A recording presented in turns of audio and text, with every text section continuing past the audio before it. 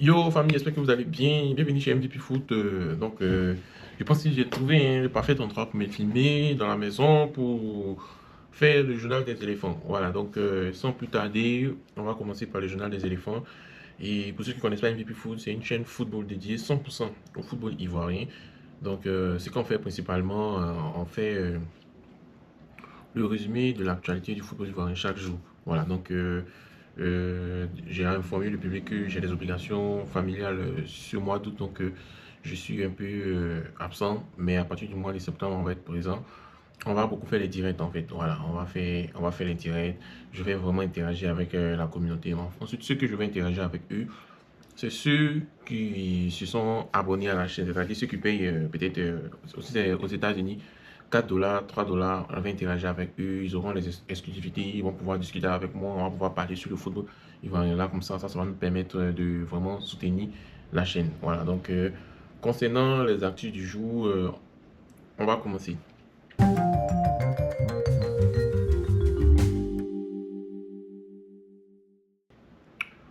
On commence par Touré Bazoumana. Touré Bazoumana, tout le monde le connaît, c'était la pépite de la SEC Mimosa qui a filé en Suède et il a frappé fort. Voilà. Dans le week-end passé, il a fait un doublé.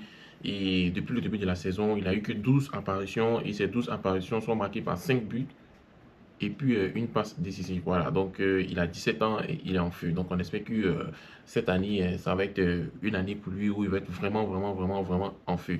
En tout cas, félicitations à toi chez Touré Bazoumana et on espère que tu vas pouvoir gagner en expérience avec ton club de Amabi. On a vu Yannick Yalkouye en une saison, il a vraiment, vraiment explosé. Pas même pas une saison, une moitié de saison. Il a explosé, donc c'est tout ce qu'on espère pour toi dans le championnat belge.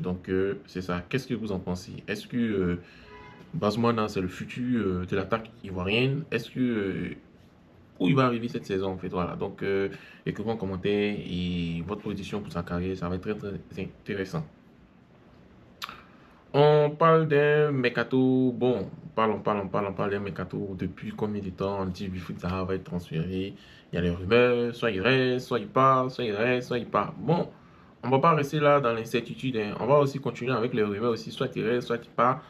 Il y a un journal qui s'appelle The Athletic, un journal anglais qui a fait sortir une rumeur qui dit qu'il est possible que Wilfried Zaha retourne en première ligue. S'il retourne en première ligue, c'est quel club il va partir? Est-ce que c'est Crystal Palace? Il y a 3 jours de cela, on en parlait de Crystal Palace. Aujourd'hui, on parle de Leicester City. Voilà, Leicester City est entré en action. Et Leicester City ne va pas vouloir transférer Wilfried Zaha, mais il va vouloir faire un prêt. Un prêt d'une saison. On a tous vu le week-end passé Wilfried Zaha qui était vraiment absent lors du match contre Hatay Sport. Est-ce que le retour du magicien ivoirien va se faire en Angleterre? Est-ce que vous pensez que c'est possible? Est-ce que c'est un bon choix pour Wilfried Zaha? Est-ce que Leicester peut rester dans les sommets de la première ligue avec Wilfried Zaha? C'est beaucoup de questions dont on se pose, je vous le pose aussi. Donc écrivez en commentaire, on va le savoir.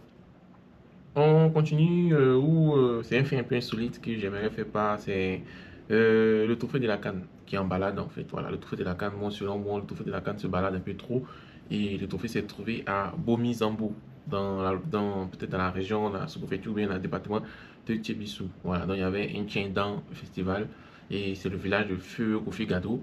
Et le trophée s'est retrouvé là. Voilà, moi je vais parler à la place du trophée de la CAN. Le trophée va se dire je suis dans quoi? Normalement, le trophée, c'est le peuple qui va au trophée, voilà. Dans les trucs conventionnels, hein, voilà, dans les coins où on est parti, dans les coins où on a eu la chance de voir, c'est le trophée qui est exposé dans une vitrine et les gens payent pour venir regarder. Mais nous, en Côte d'Ivoire, c'est pas ça, hein, c'est le trophée qui vient au peuple. Peut-être c'est une nouvelle approche, peut-être aussi, c'est pour permettre aussi d'avoir des nouveaux sponsors. En tout cas, est-ce que cela est bon? Est-ce que cela va pas ternir l'image des Ivoiriens? Je ne sais pas. Vous pensez quoi de cette initiative? Le fait que le trophée vient à la population, est-ce que c'est une bonne idée pour rapprocher le foot de la population ou bien c'est un manque de respect pour le trophée? Moi, on aimerait le savoir en commentaire. On va continuer aussi avec Benny Traoré. Benny Traoré, pour ceux qui ne le connaissent pas, c'est un attaquant ivoirien qui a brillé en Suède. Il est allé en Angleterre, ça ne s'est pas trop bien passé. L'ont prêté en France.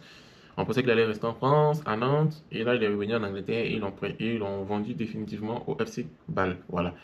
FC Bâle, c'est un des grands clubs du championnat suisse et il n'a que joué 3 matchs et déjà il a déjà 2 buts et 2 passes décisives. Voilà, donc ce week-end, il a eu un but et une passe décisive et ils ont joué contre le Servette FC, c'était l'ancien club de Chris Bedia. Voilà.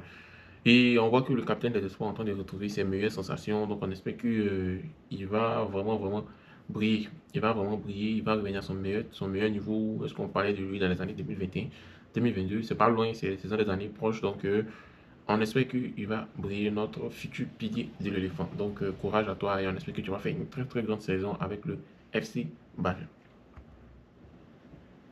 Bon, je pense que le reste de la vidéo va être beaucoup plus de la déclaration de l'Assemblée générale des gens de la SEC en fait. Donc le PCA il dit aujourd'hui, il dit qu'il en a marre de présenter des joueurs et après sur le terrain, rien. Voilà, donc le message il est clair. Il dit les joueurs même n'ont qu'à se présenter sur le terrain.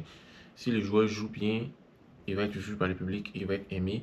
S'il joue mal, il va disparaître. Donc c'est un coup de pression pour le joueur ou une nouvelle approche de gestion. Voilà, donc est-ce que c'est une méthode qui est due? Je ne sais pas, écrivez en commentaire. En tout cas, cette saison à la SEC Mimosa, ils disent qu'ils ont fait des bénéfices en fait. Voilà, ils ont eu un bénéfice de 1,173 milliard. C'est vraiment beaucoup, hein. Voilà, c'est vraiment beaucoup pour un club ivoirien. Et malheureusement, ça c'est le côté finance, le côté sportif, ça n'a pas été tout ça. Aucun trophée a été gagné cette année. Donc, c'est ce dont on retient par l'argent. Donc, bon, comment est-ce qu'on peut expliquer ce succès économique? Ils vendent des joueurs, ils vendent les pépites, donc c'est normal qu'ils aient autant d'argent. Et quel est l'impact sur le recrutement et la formation?